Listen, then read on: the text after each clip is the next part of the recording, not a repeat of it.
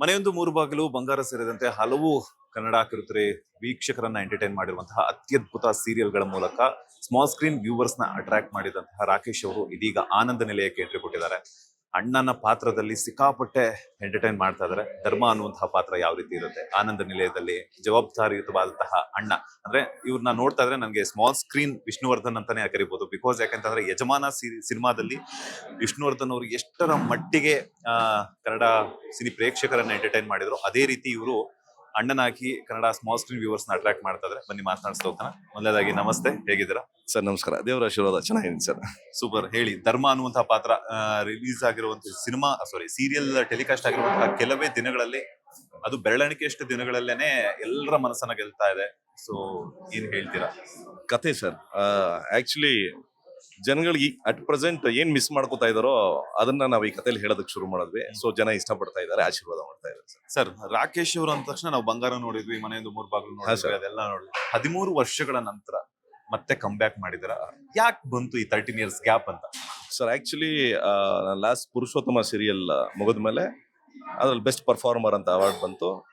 ಅದಾದ್ಮೇಲೆ ಒಂದು wave create ಆಯ್ತು ಸರ್, ಹೊಸೊಬ್ರು ಜಾಸ್ತಿ ಬರೋದಕ್ಕೆ ಶುರು ಮಾಡೋದು. ಅದೇ ಟೈಮಲ್ಲಿ ನಂಗೆ ಆಕ್ಚುಲಿ ಮದುವೆ ಆಯ್ತು. ಸೊ ಆ ಸಮಯದಲ್ಲಿ ಫ್ಯಾಮಿಲಿನೂ ಒಂದು ಪ್ರಾಮುಖ್ಯತೆ ಕೊಡಬೇಕು ಅಂತ ಹೇಳಿ 1 ವರ್ಷ ನಮ್ದು ಫ್ಯಾಮಿಲಿ ಬಿಸ್ನೆಸ್ ಇದೆ, ರೆಸ್ಟೋರೆಂಟ್ಸ್ ಎಲ್ಲ. 1 ವರ್ಷ ರೆಸ್ಟೋರೆಂಟ್ ಮಾಡ್ಕೊಂಡ್ ಬಂದ್ಬೇಡ, ಒಂದು ಇನ್ಕಮ್ ತರ ಕ್ರಿಯೇಟ್ ಆಗ್ಲಿ ಅಂದ್ರೆ ಫ್ಯಾಮಿಲಿ ರೆಸ್ಟೋರೆಂಟ್ಸ್ ನಡೆಸ್ತಾ ಇದ್ರು. ಬಟ್ ನಂದು ಅಂತ ನಾನೊಂದು ಸಪರೇಟ್ ಆಗಿ ಇಲ್ಲ, ನಮ್ಮ ಫ್ಯಾಮಿಲಿ ಒಂದು ನಾನು ಮಾಡ್ತಾ ಇದ್ದೀನಿ ಅನ್ನೋದು ಇರ್ಲಿ. ಅದಾದ್ಮೇಲೆ ಮತ್ತೆ ನನ್ನ ಕೆಲಸ ಏನಿದೆ ಅದನ್ನ ಮಾಡೋಣ ಅಂತ ಅನ್ಕೊಂಡು ಹೋಗಿದ್ದು. ಬಟ್ ಅದಾದ್ಮೇಲೆ ಅದು ಕನೆಕ್ಟಿವಿಟಿ ಕಮಿಟ್ಮೆಂಟ್ಸ್ ಹಾಗೆ ಹೋಗ್ಬಿಡ್ತು. ಅದಾದ್ಮೇಲೆ ಕೋವಿಡ್ ಬಂತು, ಇನ್ನೇನೋ ಪ್ರಾಪರ್ಟಿ ಪರ್ಚೇಸ್ ಮಾಡಿದ್ವಿ, ಒಂದ್ರಿಂದ ಅದು ಹಾಗೆ ಮುಂದಕ್ಕೆ ಹೋಯ್ತು.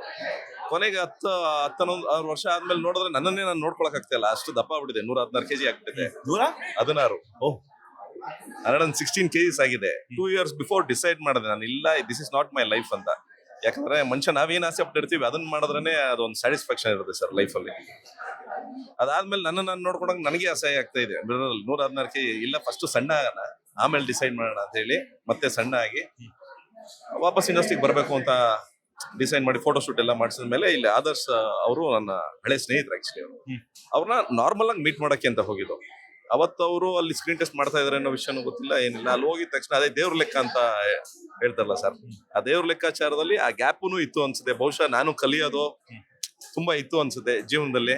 ಅವಾಗ ಏನು ಅಂದ್ರೆ continuous back to back projects ಇರ್ತಾ ಇತ್ತು. ಆಲ್ಮೋಸ್ಟ್ ಒಂದು 25 to 30 serials back to back ನಡೀತಾ ಇತ್ತು. ಸಿನಿಮಾಗಳು ಮಾಡಿದ್ದೆ. ಅವಾಗೆಲ್ಲ ನಂದು ಅನ್ನೋದಿತ್ತು ಸರ್. ಬಟ್ 13 ವರ್ಷ ಗ್ಯಾಪ್ ಜೀವನದಲ್ಲಿ ದೇವ್ರು ನನ್ ಕಲ್ಸ್ಕೊಟ್ಟಿದ್ದೇನು ಅಂದ್ರೆ, ನಮ್ದು ಅನ್ನೋದಕ್ಕಿಂತ ಇದೆಲ್ಲ ದೇವ್ರದೊಂದು ಲೆಕ್ಕ ಇರುತ್ತೆ. ನಮ್ ಕೆಲಸ ಏನಿರೋದು ಕರ್ಮ ಮಾಡೋದು, ಅಂದ್ರೆ ಕೆಲಸ ಮಾಡೋದು ಮಾತ್ರ ನಮ್ದು. ಮಿಕ್ಕಿದ್ದು ಜೀವನ ಇದೆಲ್ಲ it's like surrender to God ಅನ್ನೋದು ಒಂದು ಥಾಟ್ ಬಂದಿದೆ ಜೀವನದಲ್ಲಿ. ಆ ಮೆಚುರಿಟಿ ಬಂತು. ಅದೇ ಬಹುಶಃ ದೇವ್ರು ಕಲಿಸ್ಬೇಕು ಅಂತ ಆ ಗ್ಯಾಪ್ ಕ್ರಿಯೇಟ್ ಮಾಡ್ತೀನೋ ಗೊತ್ತಿಲ್ಲ ಸರ್. ಎಸ್ ಸರ್, 13 ವರ್ಷಗಳ ಗ್ಯಾಪ್, ಇನ್ನೊಂದು ವರ್ಷ ಆಗಿದ್ರೆ ವನವಾಸ ಮುಗಿಸಿ ಬರ್ತಿದ್ರಿ. ಆಲ್ಮೋಸ್ಟ್ ಹೆಚ್ಚು ಕಡಿಮೆ ವನವಾಸನೇ ಆಗಿದೆ. ಸೊ ವೆಯ್ಟ್ ಬೇರೆ ಸಿಕ್ಕಾಪಟ್ಟೆ ಜಾಸ್ತಿ ಆಗ್ಬಿಟ್ಟೆ ಅಂತ ಹೇಳಿದ್ರೆ, ಸೊ ಎಷ್ಟು kg ವೆಯ್ಟ್ ನ ರಿಡ್ಯೂಸ್ ಮಾಡಿದ್ರ ಈ ಒಂದು ಪಾತ್ರಕ್ಕೋಸ್ಕರ, ಅಥವಾ ನಿಮ್ಮನ್ನ ನೀವು ಕಾಣ್ಕೊಡೋದಕ್ಕೋಸ್ಕರ? 32 kg sir at present. Okay, ಇನ್ನೊಂದು 4 kg ಕಮ್ಮಿ ಮಾಡ್ತಾ ಇದೀನಿ. ಪ್ರಾಬ್ಲಿ ತಿಂಗಳಲ್ಲಿ ಮಾಡ್ಬಿಡ್ತೀನಿ. ಓಕೆ, ಏನೆಲ್ಲ ಕಸರತ್ತನ್ನ ಮಾಡಿದ್ರಿ? Workout, martial arts, dance regular sir. ಜೊತೆಗೆ ಸ್ವಲ್ಪ ಬಾಯಿ ಕಟ್ ಹಾಕಿದ್ರು. ಎಸ್, ಮದುವೆ ಆದ್ಮೇಲೆ ಯೂಶುವಲಿ ಎಲ್ಲರೂ ಬ್ರೇಕ್ ತಗೊಂತಾರೆ ಅಂತ ಗೊತ್ತಿತ್ತು, ಬಟ್ ಇಷ್ಟರ ಮಟ್ಟಿಗೆ ಬ್ರೇಕ್ ಎಲ್ಲರೂ ಹೀರೋಯಿನ್ಸ್ ಬ್ರೇಕ್ ತಗೊಂಡ್ರೆ ಹೀರೋನೇ ಬ್ರೇಕ್ ತಗೊಂಡ್ರ ಅಂತ? ಅದೇ ಸರ್, ಅದು ಇಟ್ ವಾಸ್ ರಿಟರ್ನ್. ಅಂದ್ರೆ ಸೆಕೆಂಡ್ ಇನ್ನಿಂಗ್ಸ್ ನಾರ್ಮಲಿ ಎಲ್ರಿಗೂ ಅಷ್ಟು ಅವಕಾಶ ಸಿಗಲ್ಲ ಸರ್.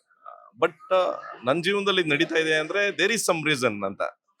ಸೊ ಇದು ಫೈನಲ್ ಆಗಿದ ತಕ್ಷಣ ನನ್ಗನ್ಸಿದ್ ಓಕೆ, ನಾನು ಮಾಡ್ಬೇಕು ಅಂತ ಎಲ್ಲರೂ ಅನ್ಕೊಂತಾರೆ ಸರ್. ಮಾಡ್ಬೇಕು, ಇಲ್ಲ ವಾಪಸ್ ಬರ್ಬೇಕು ಇಂಡಸ್ಟ್ರಿಗೆ ಮಾಡ್ಬೇಕು ಅಂತ. ಅದು ಎಲ್ಲರಿಗೂ ಅವಕಾಶ ಸಿಗಲ್ಲ. ಬಟ್ ಆ ದೇವ್ರ ದಯೆಯಿಂದ ಅವಕಾಶ ಸಿಕ್ಕಿದೆ ಅಂದ್ರೆ ಖಂಡಿತವಾಗ್ಲೂ ಇದ್ರಲ್ಲಿ ಏನೋ ಒಂದು ಮಾಡ್ತೀನಿ ಅನ್ನೋ ಕಾನ್ಫಿಡೆನ್ಸ್ ಬಂದಿದೆ ಸರ್ ಜೀವನದಲ್ಲಿ ಈಗ. 13 ವರ್ಷಗಳಿಂದ ಪುರುಷೋತ್ತಮ ಲಾಸ್ಟ್ ಪ್ರಾಜೆಕ್ಟ್ ಆಗುತ್ತೆ. ಅದಕ್ಕಿಂತ ಮುಂಚೆ ಒಂದಷ್ಟು ಸಿನಿಮಾಗಳಲ್ಲಿ, ಸೀರಿಯಲ್ಗಳಲ್ಲೂ ಕೂಡ ಕಾಣಿಸ್ಕೊಂಡಿರ್ತಾರ. ರೌಡಿ ಹೃದಯ ಅನ್ನೋ ಸಿನಿಮಾದಲ್ಲಿ ಹೀರೋ ಕೂಡ ಮಾಡಿದೆ ನನಗೆ. ಓಕೆ, ಈಗ ಯಾವ ಒಂದು ಸಿನಿಮಾದಲ್ಲಿ ಅವಕಾಶ ಸಿಕ್ಕಿದ್ರೆ ಯಾವ ಪಾತ್ರದಲ್ಲಿ ಕಾಣಿಸ್ಕೊಳಕ್ ಇಷ್ಟಪಡ್ತೀರಾ? ಹಾಗೇನೆ ಇಂಥದ್ದೇ ನಟನ ಜೊತೆ ನಾನು ಸ್ಕ್ರೀನ್ ಶೇರ್ ಮಾಡ್ಕೋಬೇಕು ಅನ್ನುವಂತ ಆಸೆ ಆಕಾಂಕ್ಷೆಗಳು ಇದೆಯಾ ಅಂತ? ಸರ್ ಈಗ ನಾನು ಬಂದಿರೋದು ಯಾವ ರೀತಿ ಅಂದ್ರೆ I am a blank paper sir. ಹೆಸರು ಶ್ರೀರಾಜನ್ ಅಂತ ಚೇಂಜ್ ಮಾಡ್ಕೊಂಡಿದ್ದೀನಿ. ಯಾಕೆ ಅಂದ್ರೆ ನನಗೆ ಹಳೆ ಹ್ಯಾಂಗ್ ಓವರ್ಸೇ ಬೇಡ. ನಾನು ಏನ್ ಮಾಡಿದ್ದೆ, ನಾನು 25-30 ಸೀರಿಯಲ್ ಮಾಡಿದ್ದೆ, ಸಿನಿಮಾ ಮಾಡಿದ್ದೆ, ಅದೆಲ್ಲ ಏನೂ ಇಲ್ಲ ಸರ್. ನಾನೀಗ ಹೊಸ ಹುಡುಗ. ಕರ್ನಾಟಕದ ಜನಕ್ಕೆ ಹೊಸದಾಗಿ ಕನೆಕ್ಟ್ ಆಗ್ಬೇಕು, ಇವತ್ತಿನ ಜನರೇಷನ್ ಕನೆಕ್ಟ್ ಆಗ್ಬೇಕು. So I am a blank paper. ಯಾವ ಡೈರೆಕ್ಟರ್ ಬೇಕಾದ್ರೂ ಆ ಪೇಪರ್ ಅಲ್ಲಿ ಯಾವ ಕ್ಯಾರೆಕ್ಟರ್ ಬೇಕಾದ್ರೂ ಬರೀಬಹುದು ಸರ್. ಮೋರಿಲ್ ಬಿದ್ದಿರೋ ಕ್ಯಾರೆಕ್ಟರ್ ಇಂದ ಹಿಡಿದು negative positive any kind of characters I will do. ಅಲ್ಲೂ ನಾನು ಹೇಳೋದು ಒಂದೇ, ಯಾಕೆಂದ್ರೆ ಗ್ಯಾಪ್ ಆಗಿದೆ, ಇವಾಗ ಅವ್ರಿಗೂ ಗೊತ್ತಿಲ್ಲ, ಜನರೇಷನ್ ಚೇಂಜ್ ಆಗಿದೆ ಸರ್, ಡೈರೆಕ್ಟರ್ಸ್ ತುಂಬಾ ಜನ ಚೇಂಜ್ ಆಗಿದ್ದಾರೆ. If they call me I will go give a shot, ಅಂದ್ರೆ ಒಂದು ಸ್ಕ್ರೀನ್ ಟೆಸ್ಟ್ ತರ ಮಾಡಿ ಆಮೇಲೆನೆ ಆ ಪಾತ್ರನ ಅವ್ರು ಅದನ್ನ ನೋಡ್ಲಿ. ಯಾಕೆಂದ್ರೆ ಇವಾಗ ಬರೀ ಧರ್ಮನ್ ಪಾತ್ರದಲ್ಲೇ ಕಾಣ್ಲಿಕ್ಕೆ ಸಾಧ್ಯ. ಆಗ ಮಾಡಿದ್ದೆ, ನೆಗೆಟಿವ್ ಮಾಡಿದೆ, ಪಾಸಿಟಿವ್ ಮಾಡಿದೆ, ಆ ತರ ವೇರಿಯೇಷನ್ಸ್ ತುಂಬಾ ಮಾಡಿದ್ದೆ. ಬಟ್ ಈಗ ಶ್ರೀರಾಜನ್ ಆಗಿ ಹೊಸ ಹುಡುಗನಾಗಿ ನನ್ನ ಮೈಂಡ್ ಸೆಟ್ ಅದೇ ತರ ಇರೋದು. ಐ ಆಮ್ ನ್ಯೂ ಕಮರ್, ಹೊಸ ಹುಡುಗ, ಆ ತಟಲ್ಲೇ ಇದೀನಿ ಸರ್. ಏನೇ ಅವಕಾಶ ಬಂದ್ರು ಅದನ್ನ ಹೋಗಿ ಮಾಡ್ತೀನಿ ಅಷ್ಟೇ. ಎಸ್, ಯಾವ ನಟನ ಜೊತೆ ಸ್ಕ್ರೀನ್ ಶೇರ್ ಮಾಡ್ಕೋಬೇಕು ಅನ್ನೋ ಆಸೆ ಆಕಾಂಕ್ಷೆಗಳಿದೆ. ಬಿಕಾಸ್ ಯಾಕಂದ್ರೆ ಹೊಸ ಹುಡುಗ ಅಂತ ಹೇಳ್ತಾ ಇದಾರೆ. ಈಗ ಹೊಸ ಹುಡುಗ ಅಂದ ತಕ್ಷಣ ಒಂದಷ್ಟು ಆಸೆ ಆಕಾಂಕ್ಷೆಗಳು ಕೂಡ ಇದ್ದೇ ಇರುತ್ತೆ. ಇಲ್ಲ ಸರ್, ನಮ್ಮ ಕನ್ನಡ ಇಂಡಸ್ಟ್ರಿಲಿರೋ ಪ್ರತಿಯೊಬ್ರು ಹೀರೋ ಜೊತೆನೂ ಆಕ್ಟ್ ಮಾಡ್ಬೇಕು ಅನ್ನೋ ಬೈಕ್ ಇದೆ. ಅದರಲ್ಲಿ ಹೇಗೆ ಅಂದ್ರೆ ಇವಾಗ ನಮ್ಮ ಯಶ್ ಅವರು, ಸುದೀಪ್ ಸರ್, ಆಕ್ಚುಲಿ ನಾವು ಅಪ್ಪು ಸರ್ ಜೊತೆ ಎಲ್ಲ ಆಕ್ಟ್ ಮಾಡಿದ್ವಿ. ನಾವು ಅವಾಗ ಶಿವಣ್ಣ ಅವ್ರ ಜೊತೆ ಚಿಗುರಿದ ಕನ್ಸು, ಸೊ ಇದ್ರೆಲ್ಲ ಅವಾಗ ಮಾಡಿದ್ದು. ಸೊ ಈಗ ಶ್ರೀರಾಜನ್ ಆಗಿ ವಾಪಸ್ಸು ಎಲ್ಲಾರ ಜೊತೆನೂ ಆಕ್ಟ್ ಮಾಡ್ಬೇಕು ಅನ್ನೋ ಆಸೆ ಇದೆ ಸರ್. ಎಲ್ಲಾರ ಜೊತೆ ಆಕ್ಟ್ ಮಾಡೋದ್ರ ಜೊತೆ ನನ್ ಮನ್ಸಲ್ಲಿರೋದೇನು ಅಂದ್ರೆ ಪಾತ್ರಗಳು ವಿಭಿನ್ನವಾಗಿ ಮಾಡ್ಬೇಕು ಅಂತ. ಒಂದೇ ತರದ ಪಾತ್ರ ಮಾಡಲಿಕ್ಕೆ ಇಷ್ಟ ಇಲ್ಲ ಸರ್ ನಿಮಗೆ. ಇವಾಗ ಒಂದು ಸಿನಿಮಾದಲ್ಲಿ ವಿಲ್ಲನ್ ಮಾಡಿದ್ರೆ ಇನ್ನೊಂದು ಸಿನಿಮಾದಲ್ಲಿ ವಿಲ್ಲನ್ ಅಲ್ಲ ಸರ್, ಇನ್ನೇನೋ ಪಾತ್ರ ಮಾಡಬೇಕು. ಒಂದು ವಯಸ್ಸಾಗಿರೋ ಕ್ಯಾರೆಕ್ಟರ್ ಮಾಡಬೇಕು, ಚಿಕ್ಕ ಹುಡುಗನ ಕ್ಯಾರೆಕ್ಟರ್ ಆದ್ರೂ ಮಾಡಬೇಕು.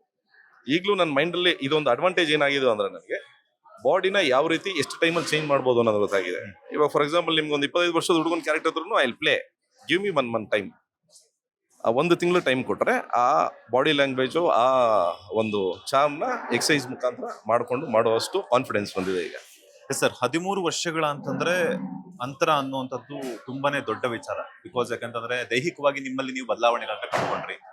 ಒಂದಷ್ಟು ಸಮಯ ಬೇಕಾಗ್ತು, ಫ್ಯಾಮಿಲಿ ಕೊಡ್ಬೇಕಿತ್ತು, ನಿಮ್ಮನ್ನ ನೀವು ಫಿನಾನ್ಷಿಯಲಿ ಫಿಟ್ ಮಾಡ್ಕೊಳ್ಳೋದಕ್ಕೋಸ್ಕರ. ಬಟ್ ಮಾನಸಿಕವಾಗಿ ಎಲ್ಲೋ ಒಂದ್ ಕಡೆ ಯೋಚನೆ ಬಂದೇ ಬರುತ್ತೆ. ನಿಮ್ಮ ಜೊತೆಗಿದ್ದಂಥವ್ರೆಲ್ಲಾನು ಕೂಡ ದೊಡ್ಡ ದೊಡ್ಡ ಸಿನಿಮಾಗಳೆಲ್ಲ ಆಗಿರ್ಬೋದು, ಸೀರಿಯಲ್ಸ್ ಎಲ್ಲ ಆಗಿರ್ಬೋದು, ಆಕ್ಟ್ ಮಾಡ್ತಿರೋ ಸಂದರ್ಭದಲ್ಲಿ ನಾನು ಏನ್ ಮಾಡ್ತಿದ್ದೀನಿ, ನಾನು ಏನಕ್ಕೆ ಬಂದಿದ್ದೀನಿ, ಇಲ್ಲಿ ಏನ್ ಆಗ್ತಿದೆ, ಎಲ್ಲಿ ಕಡೆ ಹೋಗ್ತಾ ಇದ್ದೀನಿ, ಯಾವ ದಾರಿಯತ್ತ ಹೋಗ್ತಾ ಇದೆ, ನನ್ನ ಜೀವನ ಯಾವ ದಾರಿಯತ್ತ ಸಾಕ್ತಾ ಇದೆ ಅನ್ನುವಂತ ಒಂದಷ್ಟು ಗೊಂದಲಗಳಿರುತ್ತೆ. ಆ ಗೊಂದಲಗಳಲ್ಲಿ ನಿಮ್ಮನ್ನ ನೀವು ಏನು ಬದಲಾವಣೆಗಳನ್ನ ಮಾಡ್ಕೊಂಡ್ರಿ, ನಿಮ್ಮನ್ನ ನೀವು ಹೇಗೆ ಕಂಡ್ಕೊಂಡ್ರಿ ಅಂತ. ಅದೇ ಸರ್, ನಾನು ಹೇಳದ್ನಲ್ಲ, 10-11 ಇಯರ್ಸ್ ಆಗೋಯ್ತು ಜೀವನದ್ದು. ಇಟ್ಸ್ ಲೈಕ್ ತಿರುಗಿ ನೋಡಿದ್ರೆ ಓಕೆ, ಇನ್ಕಮ್ ಇದೆ, ಎಲ್ಲ ಇದೆ. ಬಟ್ ನಾನೇನ್ ಮಾಡ್ತಾ ಇದ್ದೀನಿ, ದುಡಿಮೆ ಮಾಡ್ತಾ ಇದ್ದೀನಿ ಅಷ್ಟೇ. ನನ್ನ ಜೀವನನ ನಾನು ಬದುಕ್ತಾ ಇಲ್ಲ. ಮತ್ತೆ ಬದುಕಬೇಕು ಅಂತ ಅನ್ಸಿದ್ದೇನೆ. ಯಾಕಂದ್ರೆ ಇದು ನನ್ನ ಕನ್ಸು. ಸಣ್ಣ ವಯಸ್ಸಿಂದನೂ ನಾನು ಚಿತ್ರರಂಗದಲ್ಲಿ ಇರಬೇಕು, ಒಂದು ಒಳ್ಳೆ ಸಾಧನೆ ಮಾಡ್ಬೇಕು ಅಂತಾನೆ ಅನ್ಕೊಂಡು ಬದುಕ್ತಂತ ಹುಡುಗ. ತಿರುಗಿ ನೋಡಿದ್ರೆ ಈ ಕಡೆ ಬಾಡಿ ಎಲ್ಲ ಚೇಂಜ್ ಆಯ್ತು. ಬಟ್ ಅದೇನೋ ದೇವ್ರ ದಯೆ ಅನ್ಕೊಂತೀನಿ ಸರ್. ಆಮೇಲೆ ಸರ್ಟೈನ್ ಏಜ್ ಜೊತೆಗೆ ವೆಯ್ಟ್ ಜಾಸ್ತಿ ಆದಾಗ ಅದು ಸಡನ್ ರೆಡ್ಯೂಸ್ ಆಗಲ್ಲ. ಬಟ್ ಅದು ಒಂದು ಥಾಟ್ ಸ್ಟ್ರಾಂಗ್ ಆಗಿ ಬಂತು, ಕಂಟಿನ್ಯೂಸ್ ವರ್ಕೌಟ್ ಮಾಡ್ತಾ ಹೋದೆ, ಆ ಚೇಂಜಸ್ ಆಯ್ತು. ನಾನು ಅವಾಗ ಮಿಸ್ ಮಾಡ್ಕೊಂಡಿದ್ದೆ ಇದು ಸರ್. ಫ್ರಸ್ಟ್ರೇಷನ್ಗೆ ನಾನು ಆಕ್ಚುಲಿ ದಪ್ಪ ಆಗಿದೆ. ಆಕ್ಚುಲಿ 1 ವರ್ಷ ಗ್ಯಾಪ್ ಅಂತ ಹೋಗಿ actually I started drinking too much. ಆ ಥರ ಎಲ್ಲ ಹೋಯ್ತು. ಅಯ್ಯೋ ದುಡಿಮೆ, ಅಯ್ಯೋ ಇಂಡಸ್ಟ್ರಿ ಇಂದ ಆಚೆ ಇದ್ದೀನಿ ಅನ್ನೋ ಫ್ರಸ್ಟ್ರೇಷನ್ ಜಾಸ್ತಿ ಇತ್ತು ಆಕ್ಚುಲಿ. ಕೊನೆಗೆ ಒಂದಿನ ನೋಡಿದಾಗ ಇದು ಯಾಕೆ ನಾನು ಈ ತರ ಬದುಕ್ತಾ ಇದ್ದೀನಿ ಅನ್ನೋ ಕ್ವೆಶನ್ ನನಗೆ ಕಡಗೋಕ್ ಶುರುವಾಯ್ತು. ಆಮೇಲೆ ಡಿಸೈಡ್ ಮಾಡಿದೆ, ಇಲ್ಲ, this is not my life. ನನ್ನ ಜೀವನ ಅದು, ಅಲ್ಲಿಗೆ ಹೋಗ್ಬೇಕು, ಅಲ್ಲೇ ನಾನು ಗೆಲ್ಬೇಕು ಅಂತ. ಆನಂದ ನಿಲಯಕ್ಕೆ ಗ್ರ್ಯಾಂಡ್ ವೆಲ್ಕಮ್ ಸಿಕ್ಕಿದೆ. ಎಲ್ಲ ನಿಮ್ಮ ಫ್ಯಾನ್ಸ್ ಆಗಿರ್ಬೋದು, ಇಷ್ಟು ದಿನ ನಿಮ್ಮ ಅಭಿನಯವನ್ನ ನೋಡ್ಬೇಕು ಅಂತ ಕಾಯ್ತಾ ಇದ್ದಂತಹ ಅಭಿಮಾನಿಗಳಿಗೆ ಏನ್ ಹೇಳ್ತೀರಾ ಅಂತ. ಸರ್, ಆಕ್ಚುಲಿ ಇದು ತುಂಬಾ ದೊಡ್ಡ ಮಾತು. ಆಕ್ಚುಲಿ ನನ್ಗೋಸ್ಕರ ಕಾಯ್ತಿದ್ದಿದ್ದ ಅಭಿಮಾನಿ ಅನ್ನೋದಕ್ಕೆ ತುಂಬಾ ದೊಡ್ಡ ಮಾತು. ಯಾಕಂದ್ರೆ ನನ್ನ ಕೆಲಸ ಜನ ನನ್ನ ತುಂಬಾ ಇಷ್ಟಪಡ್ತಾ ಇದ್ರು ಸರ್. ಮುಂಚೆ ಯಾಕೆ ಇಷ್ಟಪಡ್ತಾ ಇದ್ರು ಅಂದ್ರೆ, ನಾನು ಮಾಡೋ ಕೆಲಸ ನೋಡಿ ಇಷ್ಟಪಡ್ತಾ ಇದ್ದೆ. ನಾನು ಕೆಲಸದಿಂದಾನೇ ದೂರ ಇದ್ದಾಗ ಅವರು ಮರ್ತ್ಬಿಟ್ರು ಆಕ್ಚುಲಿ. ಬಟ್ ಈಗಲೂ ತುಂಬಾ ಜನ ರೆಕಗ್ನೈಸ್ ಮಾಡ್ತಾರೆ, ನೀವು ಮಾಡ್ತಾ ಇದ್ರಲ್ಲ, ಯಾಕೆ ಮಾಡ್ತಿರ್ಲಿಲ್ಲ ಅನ್ನೋ ಪ್ರಶ್ನೆಗಳು ಸೆಂಟ್ರಲ್ ನಾನು ಸಣ್ಣ ಆದ್ಮೇಲೆ ಕೇಳೋದಕ್ಕೆ ಶುರು ಮಾಡೋದು. ಈಗಲೂ ಅವರು ನನ್ನನ್ನ ಇಷ್ಟಪಡ್ತಾ ಇದಾರೆ ಅಂದ್ರೆ ಅದು ಆ ಮೆಮೊರಿ ಅವ್ರಿಗೆ ದೇವ್ರು ಕೊಟ್ಟಿರೋದು, ದೇವ್ರು ನನ್ನ ಮೇಲೆ ಇಟ್ಟಿರೋ ಪ್ರೀತಿ ಅಂತ ಅನ್ಕೊಂತೀನಿ ಸರ್. ಅವ್ರ ಪ್ರೀತಿ, ಅವ್ರ ಆಶೀರ್ವಾದ ಸದಾ ಈ ಹುಡುಗನ ಮೇಲೆ ಇರ್ಲಿ ಅಂತ ಕೇಳ್ಕೊತೀನಿ ಸರ್. ಸರ್, ಮೆಸೇಜ್ ಮಾಡ್ತಾ ಇದ್ರು, ಒಂದಷ್ಟು ಜನ ಕೇಳ್ತಾ ಇದ್ರು ಅಂತ ಕೇಳಿದ್ರಿ.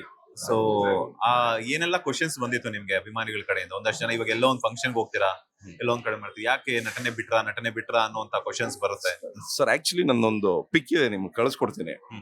116 kgs ಆಗಿದ್ದಾಗ ನೀವೂ ಕಂಡಿಡಿಯಕ್ಕಾಗಲ್ಲ ನನ್ನ.